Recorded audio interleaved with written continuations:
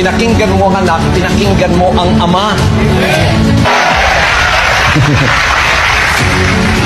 But of the Father, Jesus Christ, no, He already has a house, me. I'll ask you the same. You face me. The same face. Ang ama na sa loob ko, ako ang kanyang mukha.